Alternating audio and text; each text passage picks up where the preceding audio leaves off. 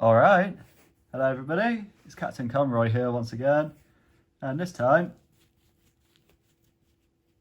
thanks very much dog of mine, and this time I'm back with another review.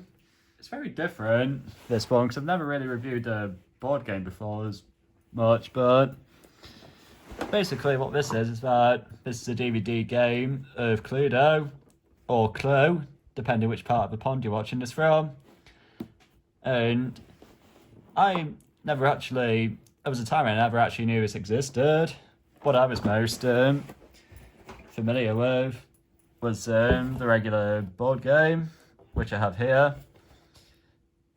And I just randomly discovered this one day browsing around on YouTube, and I thought it was the concept seemed generally interesting, so I thought I'd try it out. So one quick eBay search later, I've got one. I've had it a little time now, to make sure that everything works and to make sure that everything was fine, which it is, and we'll get into it. So first off, of course, we have this purple box. And this really does give you a basic sort of idea of what you'll be in for, because you have the inspector right here. In this instance, his name is Inspector Brown. And here we got what looked like Miss Scarlet and Colonel Mustard playing billiards. And Miss Peacock looks like she's stolen something. Oh, Mrs. Peacock, sorry. And there's the butler preparing a little dish, it looks like. Then there's Professor Plum taking a key from what looks like the kitchen. It says here how you have this red magnifying glass, and you can use it to read secret messages. There's nothing much on the side. You just set as like on the front to turn your TV into two-dimension and step into the mystery. And on the back, you got this nice picture of a family playing the game, and it will show you some things what you're in for, like reading the decoders. You got your characters, of course, and there's a bit more than usual. Put a bit more on that later. And it says how you can summon the butler or call upon Inspector Brown to help your investigation and to step out of your living room and into Tudor Mansion. So there's some interesting stuff, right? And we'll definitely showcase the DVD side of it. But first, I'd better show you what's in the box, mayn't I? First off, you got the board itself. And this is what it looks like.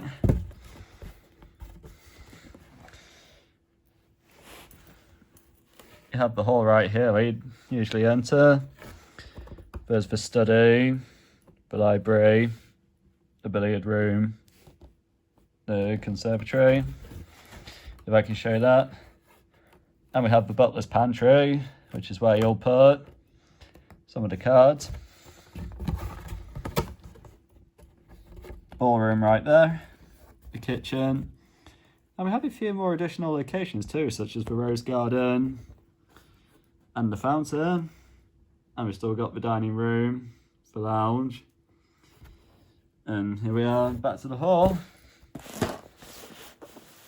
It's got quite a nice little level of detail in it. Like, you don't really may not see that much of the rooms, but it's still easy to tell what rooms what, like when you see the triangle for the billiard room or the telephone for the study. And that's because we'll be seeing the rooms on the TV in a bit. This here is what the DVD itself is in, and it's just got a purple case like the box. On the back, it tells you the name of the campaigns that you'll be able to play. And interestingly enough, the YouTube video where I discovered this, it shows two occasional ones which didn't actually make it onto here, but somehow he got a hold of them. And I'll be sure to link that video down in the description below, because it's very interesting stuff.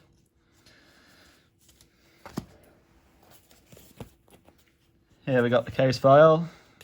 Actually, the cards will go in there. And here's the instruction book, which tells you what to do and how to set the game up. And it even shows you your suspects. You've got the usual Colonel Mustard, Reverend Green, Professor Plum, Mrs. Peacock, Miss Scarlet, and Mrs. White. But we have the new suspects as well, such as Lady Lavender, Mrs. Meadowbrook, Rusty, and Princess Yeah. And of course, you got your clue pads, as they call it on the game. As you can see, that'll be from when you previously played the game. And you got all your suspect counters. Right, here is. There is our showcase.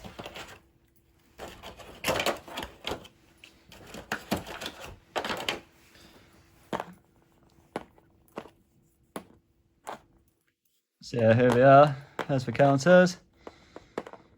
And they all look rather nice. Like, it's very distinguishable. It's easy to tell who's who. And I know I have model rail figures, which are smaller than this, but it's still very interesting to get as much detail as you can onto something this small. Like with Princess Year here, we can tell that the head on his cane is a lion. And as I showed you originally earlier, I'll show a little bit of a comparison. So this one is from the DVD game, and this one's from the regular. And as you can see, there's just little to no difference in them. The only reason I can tell which one is which is because the seller that I got this from on eBay, and they clearly didn't look after Colonel Mustard well. I can get the camera's focus. There's different markings on his legs, look.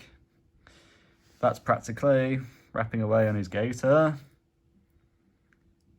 And you got this little chip. But everyone else turned out fine, more or less. There we go.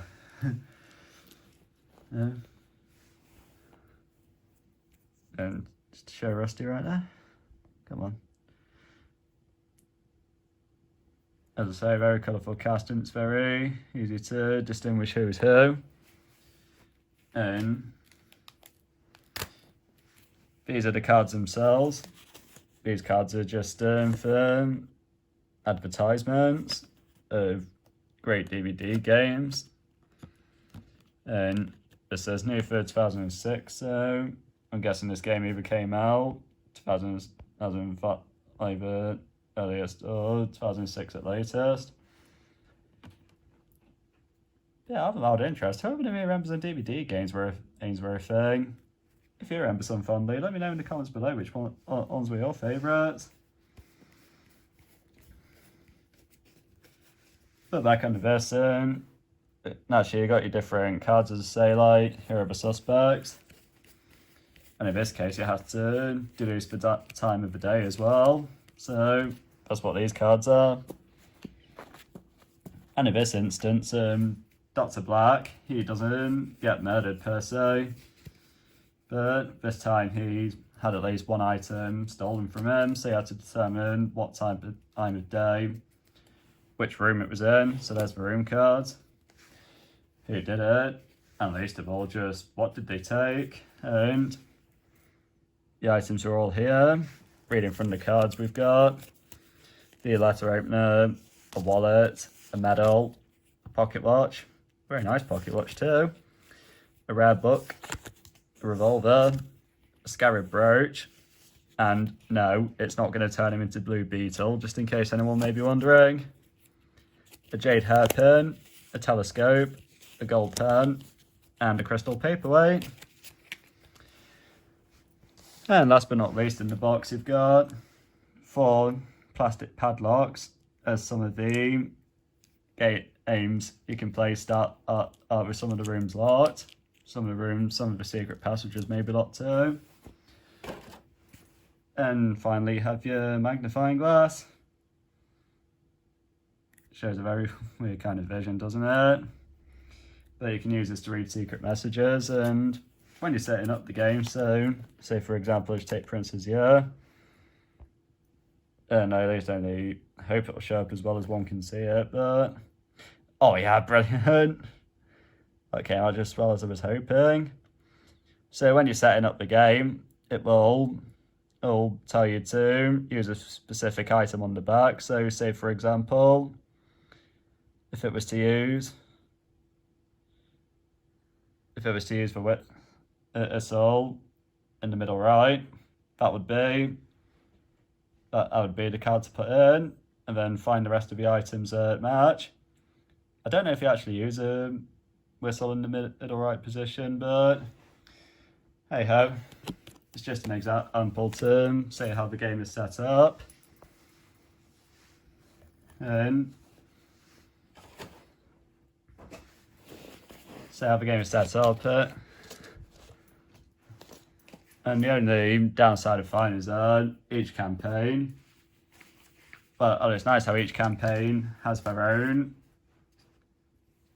story, and which one is the perpetrator, which usually it's a different perpetrator per campaign, but sadly once you solve that campaign, so say for example if you used to do the hunt, it's just that one character, so once you solve the hunt, that's it.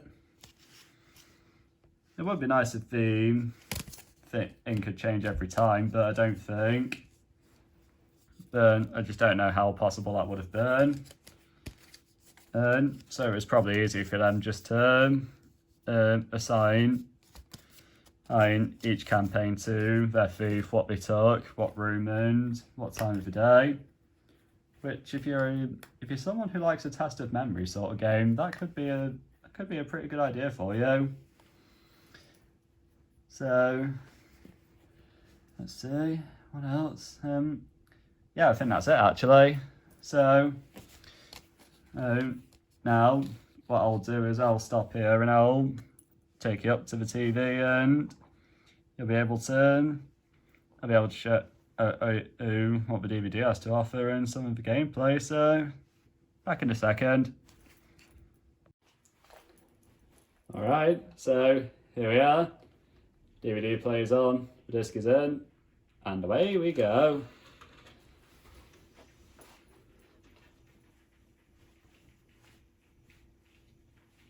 Okay, so we're ready to start. You get some warning tips and all that. And of course that'll be one of the company's Parker.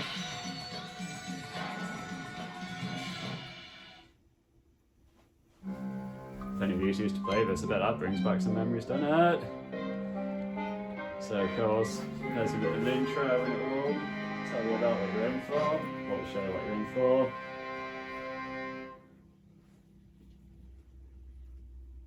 It's pretty eerie, that.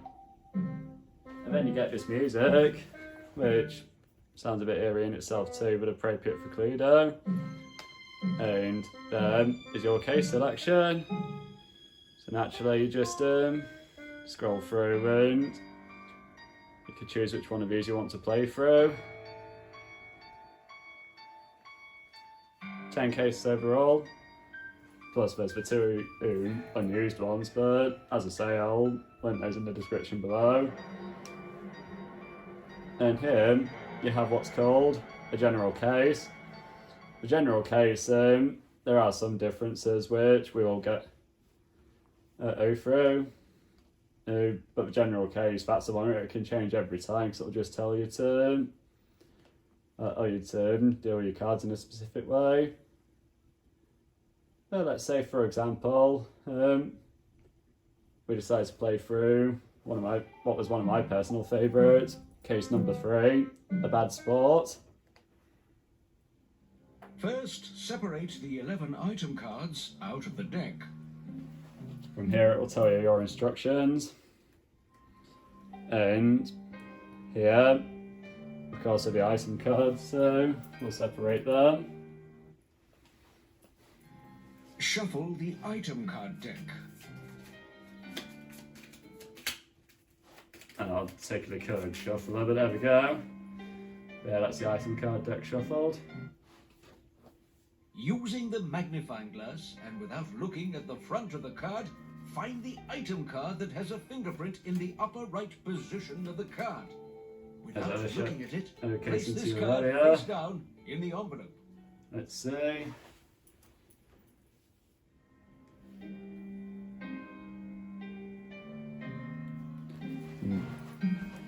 Just readjusting.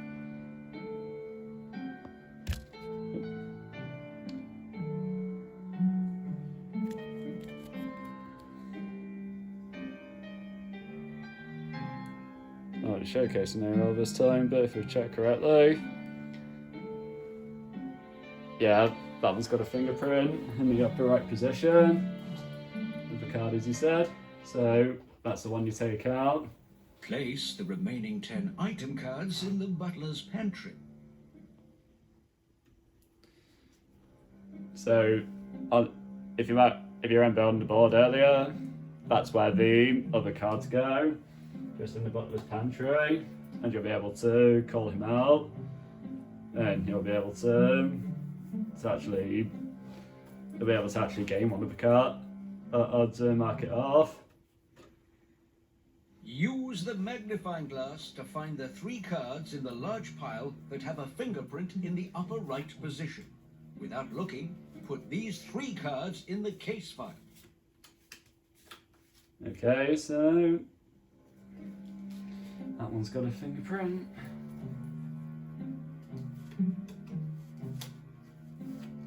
Does this one have a fingerprint?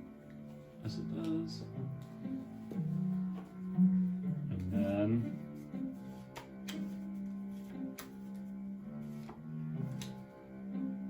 yep, that one's got a fingerprint. So now we have our 4 cards. Let's pop them in here. And then that's the answer to your case. Close the case file and place it to one side of the board. The 4 cards in this envelope are the answer to the case. Okay. The secret passages are locked at the start of the game. Please take the plastic padlocks and put them over the secret passages in the kitchen, study, lounge, and conservatory. These passages are impossible at the start of the game. Like I was explaining earlier. So sometimes you'll put them over a door, or sometimes you can just put them over the secret passages like that.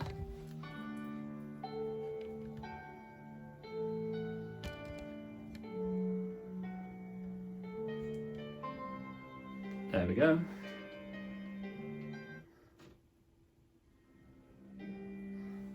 May I ask how many players are playing?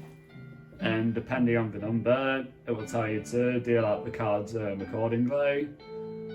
And you may have one left over to put face first in the evidence room.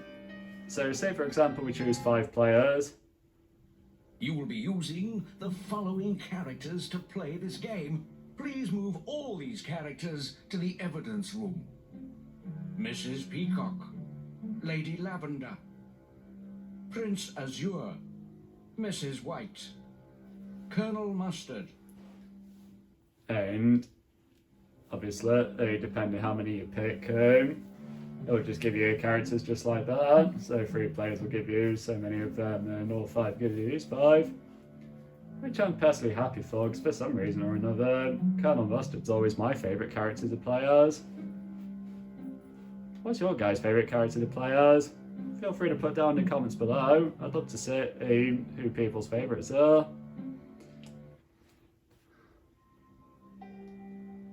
Hand out a sheet from the clue pad to each player. Each player should also have a pencil or other writing implement. It's good to use Now pencil take just the for large it, deck of cards. because The one you can rub it containing out, suspects, and you can moves use it and again. times, and without looking at them, deal them out to the players. Deal out 5 to each player. There will be 3 cards left over.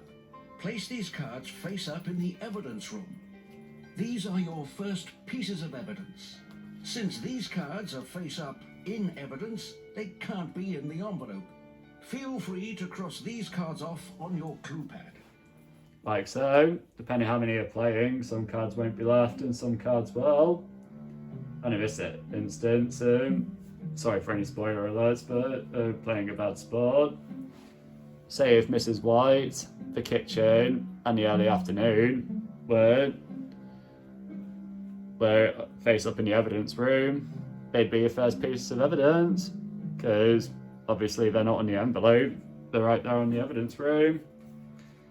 So, referring back to the board, that's that.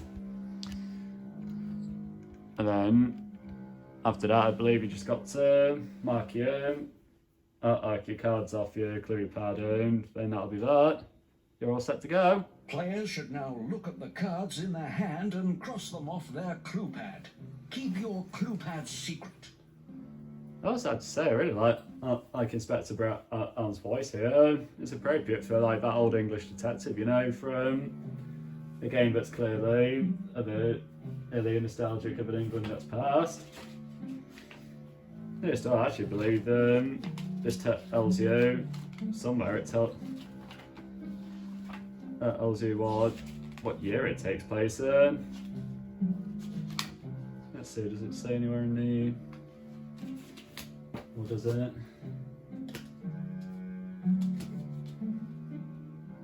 I'm sure somewhere it would tell you what year it took place in.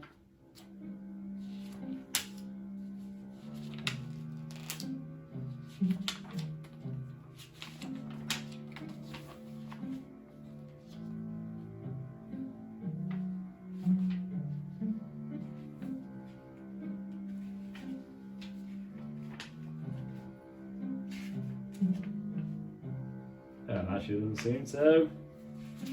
But at least if I remember correctly, Cluedo this particular game takes place in the 1920s. So, once again, for that old England that's past, it's an appropriate voice for that old detective, you know. And you'll get to see Inspector Brown throughout the game. For this investigation, Prince Azure will start. After that, play will proceed clockwise around the players. If you're sitting so that clockwise is unclear, work it out right now so there is no quarrelling later. She wasn't a monster plays anyway, but for those who are quite the traditionalists, sorry, but this card, it doesn't always go first this time. So yeah, once you do all of that, the game's set up and you're all good to go. As you know, Dr. Black threw a party yesterday. A day of sport, he called it. Something to stir the circulation and challenge the mind. He had the staff line up all the usual games. Chess, croquet, billiards, darts, you get the idea. Unfortunately, sometime during the day, there was a theft. And there's Ashford Butler, he'll come in later. Was one of the guests. For all Dr. Black's goodwill, someone was a very bad sport indeed. Hello. And then there's that. As the passages are locked, you can't go to a secret passage. But basically, while this goes on in the background, let's see if I remember correctly. These were the playable characters. Just move all the rest aside. So given Princess Year goes first, you can go anywhere that's adjacent to the evidence room. So you could start your investigation in the hall. And then it's just the usual Cluedo stuff really, like, say maybe for example, Professor Plum did it, and he stole it from the hall, and maybe at a time of day. And naturally, you've just got to look at your cards, and if you don't have one of the cards, that's fine, but if you do, you've got to show it to the player privately and they can mark it off. And then that's more or less it. It goes to the next player's turn. The screen will more or less go through the menu 3 times before the inspector calls you in order to talk to you. And as the game goes on, you can unlock more of the features. You have take a secret passage, summon the butler. You can only use that so many times, but use that sparingly. Sometimes an item card will end up in one of the rooms as Inspector Brown finds it, and he wants to challenge you to see if you're observant enough to take a look at it. And in the instruction book, at the back of it, you have the inspector's notes and how that will work. Naturally, use a magnifying glass. A number will come up on the screen, and you've got to match a number to the screen. So, say for example, if you got number 10, the smell of bacon brought all the men to the kitchen at dawn. Some of these clues may not look like much, but believe me, they will be quite helpful, and it's really clever the way they wrote the stories to get everything to come together.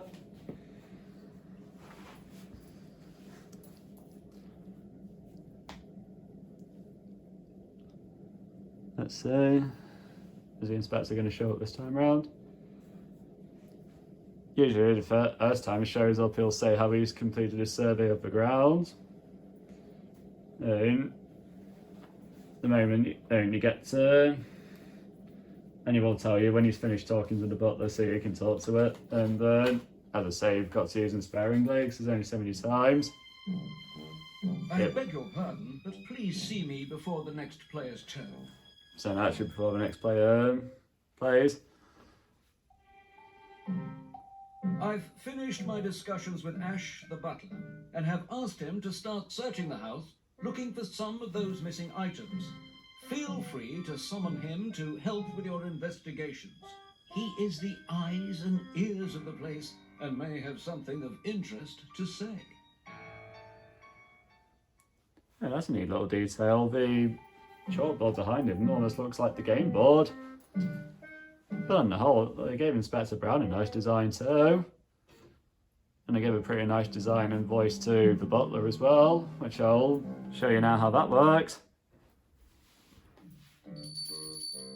Coming. For weeks, Prince Azure has been going on and on about how good he is at billiards. His boasts were quite irritating. I'm not ashamed to say that everyone delighted in watching Miss Scarlet beat Prince Azure 4 games to 1. It's clear Prince Azure never watched Thomas the Tank Engine as a kid. I was cleaning and I found this item. It could be useful in solving the crime. Indeed it could. But yeah, Prince Azure never learnt the value. As I said, like for example, when a Thomas engine would get a bit big for themselves, and then usually they'll get showed up. So yeah, from the butler's pantry now you can take a card and you can add it to your hand, and say in this instance you take a card and you look at it. I won't give away any spoilers though of what's on the back, because we've already done that to the evidence room.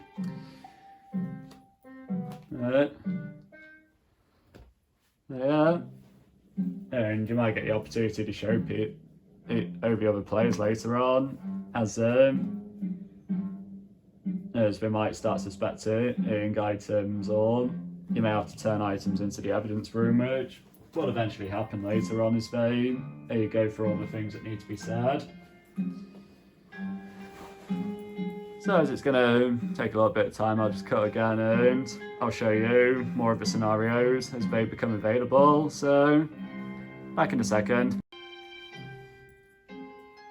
Okay, so despite the scenarios not all being available, I believe it'll be around this part when you can begin to look at item cards in the room. So, let's see. I was just investigating when I found one of the items we are looking for. If you stop by the study, I'll see if you are observant enough to take a look at it. Very nice, that. Especially as the study is one of my personal favourite rooms on the board. So, naturally, you'll take a card from the top of the item deck as it instructs you to do so. And then you can place it face down on the study. And then how that'll work, it'll give you a little game of sorts where you got to look around the room for a moment and then answer Inspector Brown's question. Let's try that now. Okay, so you want to take a look at that card. Take a look around for a bit. Keep looking. Use your powers of observation. Notice things with a detective's eye. That's enough. Okay, so the question is, what colour is the book then. on the desk? Here's my challenge. It wasn't... I could be getting mixed up with another item, but it wasn't green, was it? Oh, well, you know, it was green. Did you get it right? In this case, yes, I did. Well done. Now, secretly, take a look at the face-down card in this room. It's an item that's already been found, so you can cross it off your clue pad. Put the card back down in the room when you are done, face down. Let the other players earn the right to see it. And it will usually be 2 to maybe 3 cards if I remember that you can look at. But you get different views of the room every time, and it'll be a different question usually.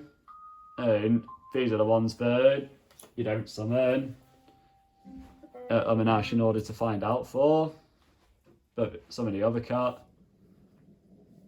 odds they will, and usually don't summon him too many times. I'll just say, because if you when you've used up all the cards, he'll just say that he's going off duty or something. And just to show you that again, here's an alternate view of the study. Okay, so you want to take a look at that card. Take a look around for a bit. And don't worry, he doesn't just say that all the time. In some games, he'll say something a bit Use your different. powers of observation. Notice things with a detective's eye. That's enough.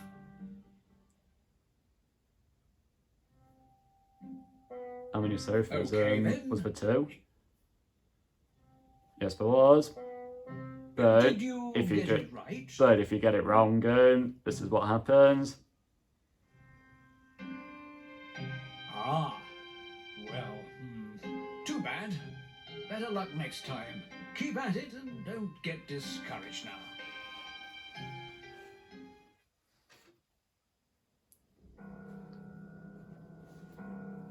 So as you can see, he's not too mean about it anyway, but you will be able to try it again in your next turn, because there's no limit as to how many times you can look at an item card, thankfully. Right then, it'll still be a while before I can read an inspector's note or take in a secret passage, so back in a tick. And once again, even if all the scenarios are not available just yet, this will certainly provide an interesting insight. I've found something out that I think might help with this case. I've written it down for you to examine when you have a chance. It's a new note. I thought you'd have something different to say there, but this is the example of reading an inspector's note.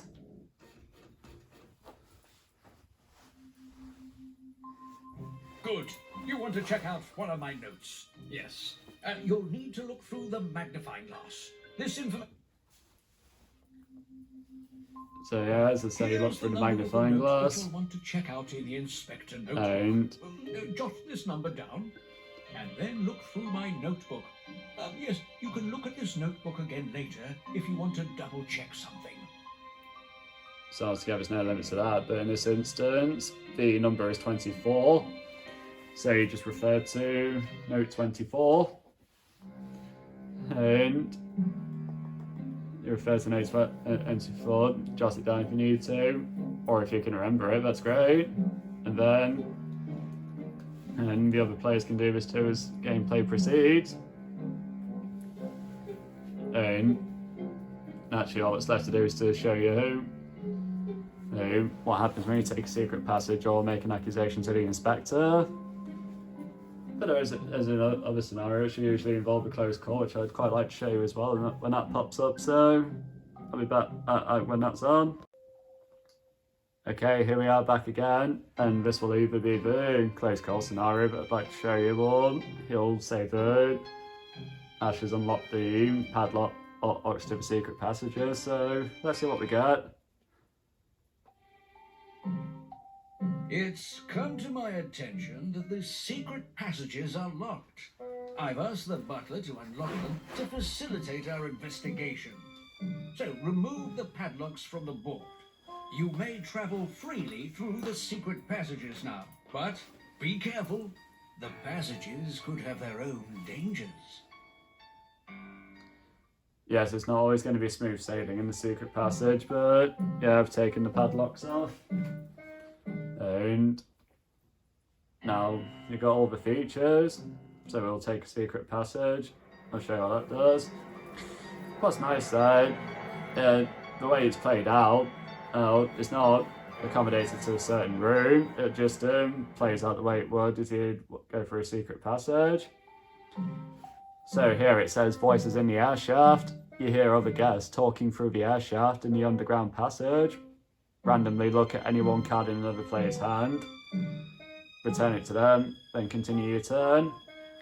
And each one plays out different. Sometimes something will hinder you from going further, so you have to go back. Sometimes nothing will happen, and sometimes something will happen, so you have to turn a card into the evidence room. And in one of these scenarios, we actually find Professor Plum knocked out in here, so that's pretty interesting to say the least. As for which scenario it is, I'll let you find out for yourself if that's what game you want to, if you want to get this game for yourself. And I can show you what will happen. How to make your accusation now. So, you've come to make an accusation, have you? Excellent. Good work. Let's see what you have. Take the red magnifying glass and we can begin. Oh, you'll also need the remote for this. Once you have the magnifying glass and remote, we'll compare evidence. There we go.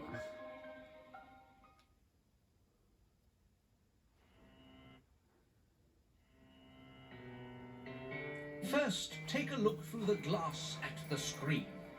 I'm going to briefly show a letter of the alphabet. You'll have to be looking through the magnifying glass to see it. Are you ready?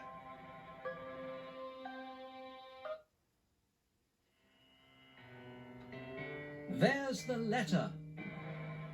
Okay, so in this instance, it's the letter S. This is the letter. It gives you the option if you want to play it again, or if you don't need to see the letter again, that's fine. Let's see. First, I need. So what you do is you just look through it and use the arrow keys to select which suspect you want. So, say for example. First, I need you to select one of these.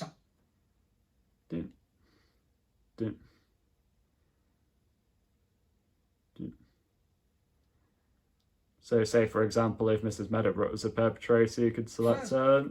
If it was Lady Lavender, you can select her using the letter S. You could select anyone. I obviously can't remember exactly everything about this case, so let's just say, for example, Lady Lavender, so we'll select her. And then that's when you'll select a room. So let's see if I move my letter S to the lounge, for example. And let's see. Yeah, that spells out the word joke, that does. Interesting. We'll just leave it at tea times, why not, eh? And just to speed things along. Did you take the wallet? Well, I was right about one thing at least. In all fairness, you are onto something, or should I say one thing. In fact, my theory and yours only agree in one place. You got one of the 4 guesses right. Since you are having some trouble, I'm going to look at your notes. Please turn in 3 cards to the evidence room. And I believe if you turn all your cards into the evidence room. Should I say one thing? Drop a minute, Brown. Yeah, I believe if I just refer to the instructions.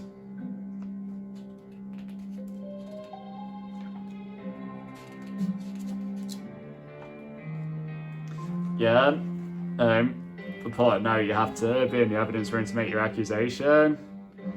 And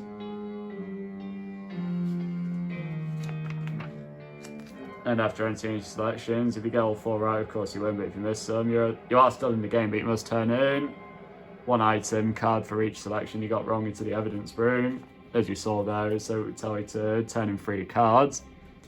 And losing some of your cards because to help the other players, and if you have to turn in more cards than you have in your hand, so if you run out of cards, that's when you're out the game, which is a little bit different, but I quite like that. In all honesty, it brings something very interesting to Cluedo as a whole. The inspector wants to see us again. But I'd like to tell you something before we see what he wants though, remember earlier when I was trying to find out if it tells you when it takes place? Well, it was written on the front here the whole time, and it apparently takes place from September 1925 to May 1926. And funnily enough, I believe one of these scenarios, at least one of these, I think it's that one, A Princess is Born, where it actually coincides with the birth of the late great Queen Elizabeth II. So, good on them for doing their homework too. Yeah, let's see what the inspector wants.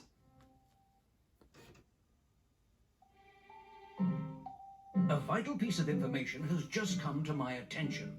I've made a note for you that you should read when you can. This might be the break you're looking for. It's just another note. So, I don't know if, I actually can't remember if a close call scenario will play in this game, but I won't actually update you if it does. And if it doesn't, I'll just go to another game so you can see basically what would happen. So, back in a second. Okay, so even if this isn't the close call scenario, just in case anyone was interested, this is what happens if you summon the butler too many times. I'm afraid I'm going off duty now.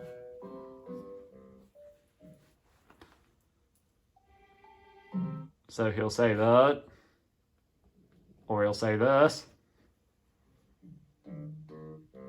I shall now be going off duty.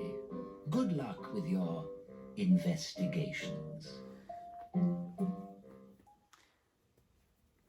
Yeah, not ever so helpful, but of course you've only got so many cards, and naturally, it will stop the option from being overused, and it will soon get to a point when the inspector only has so much to say, and he will just get people turning cards into the evidence room until the game is concluded and somebody cracks the case.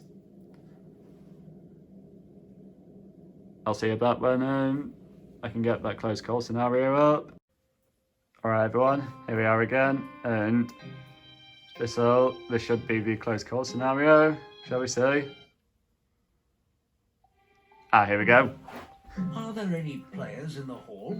So, when they ask that, naturally it'll be yes or no answer. If it's no, it'll just go back to the menu screen.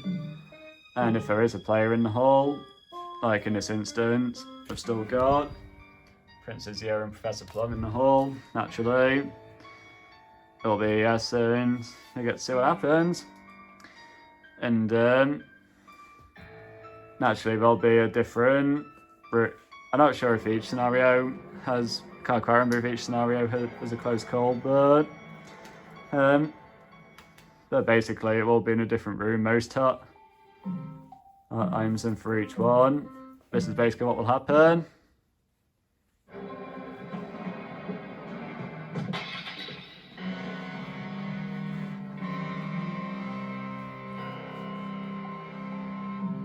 That was a narrow escape. Why don't I take something back to the evidence room? But don't give up now. You've got this villain on the run. And for some scenarios, he'll just say the same thing, such as that. And in some scenarios, he'll say something different. So now all players in the hall must turn at least one card into the evidence room. So Plum and Zero would have to do just that. And that's basically how that one works.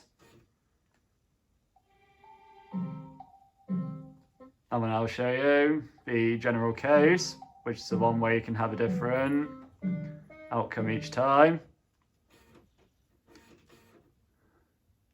First, separate the card deck into 4 piles. An item pile, a suspect pile, a time pile, and a room pile. Shuffle each pile face down. So that's how you'll set that one up. Turn over one of the item cards. This is the item that has been stolen. Return the rest of the item cards to the box out of play. Obviously, you don't play it face up though, so we don't know why we've shown you that.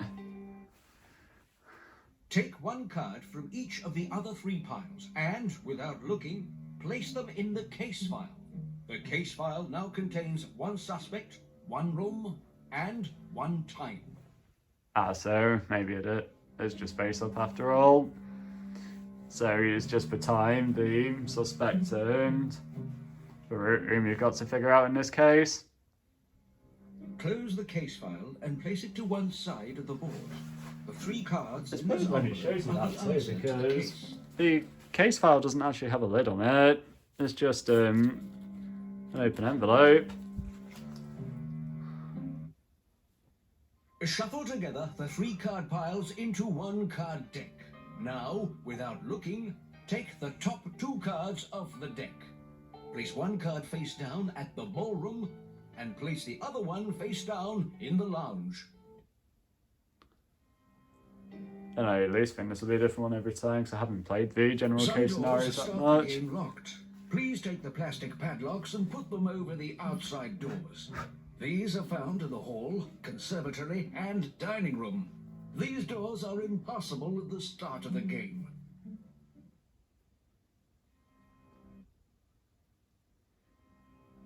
And actually, we'll get you different May I players, ask so how many players are playing?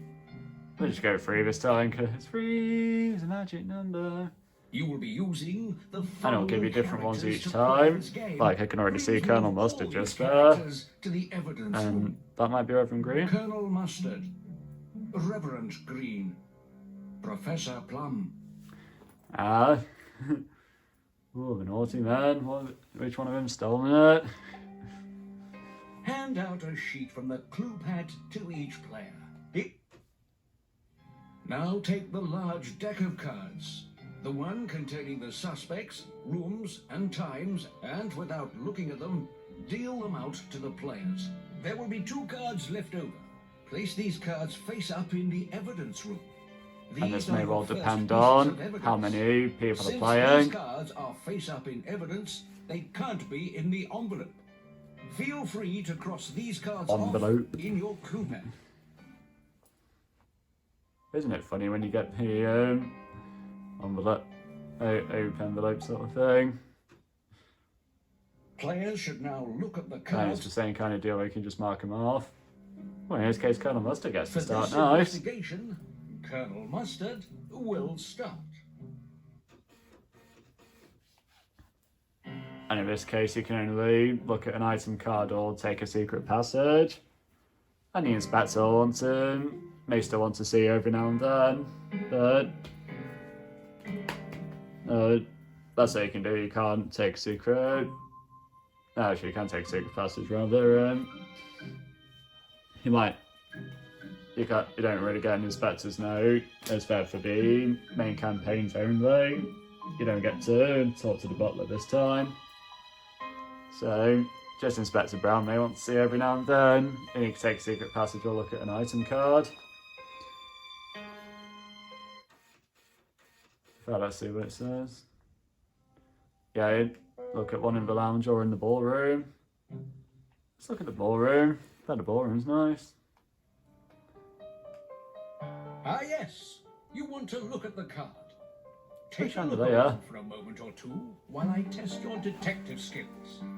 It is important that someone helping me on the case has a keen eye and a discerning intellect. Got it? Ready now? Image on the wall paintings Okay here. then, here's my challenge. And obviously, just like before, you get to answer the question. If you get it right, you say yes, and if you get it wrong, it's no. Ah, well, too bad. Better luck next time. Keep at it and don't get discouraged now.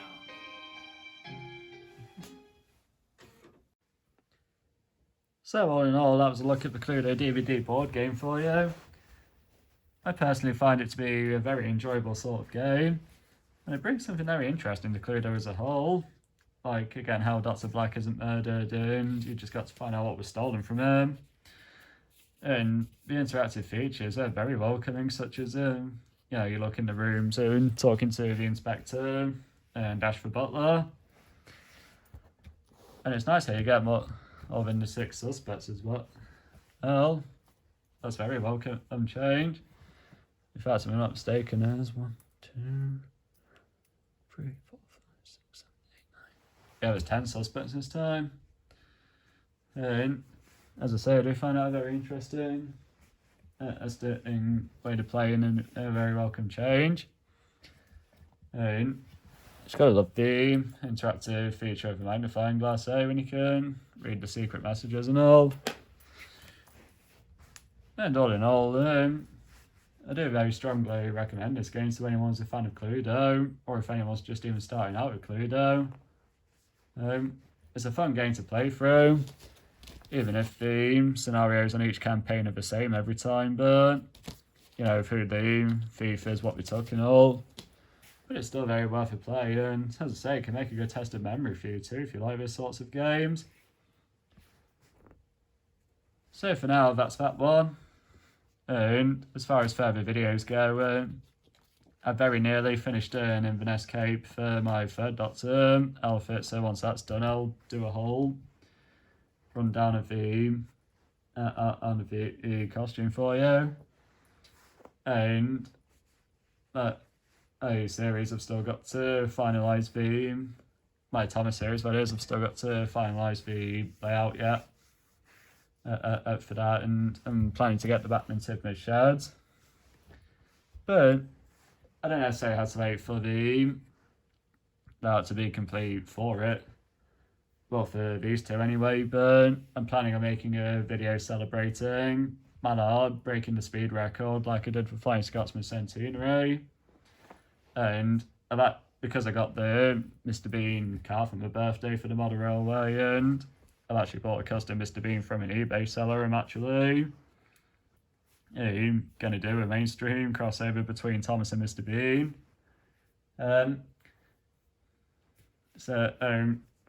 The figure's unpainted. I just need to paint it, but once I do, I'll more or less start work on that. And if anyone's ever wanted to see a crossover as such, that'll hopefully be the video for you. But for now, that's this video. If you have this game, what are your thoughts on it? Do you like it? Do you not? Do you prefer the regular? And depending on which game you like, well, it doesn't matter which game you like in this case, but of course, who's your favourite suspects? Do you have a favourite room? And if you have this game, do you have a favourite item that out of a lot of it gets stolen, or do you have a favourite murder weapon? I'd love to see what each of you guys say. because everyone's individual, or we're going to get so many interesting results, aren't they? And as I say, the YouTube video that inspired me to get this, I'll link them in the description below. Over as a whole playlist, and I will specifically link which ones have the unused scenarios on them so you can have a look through. So yeah, that's that one for you. And until the next video, this is Captain Conroy signing out.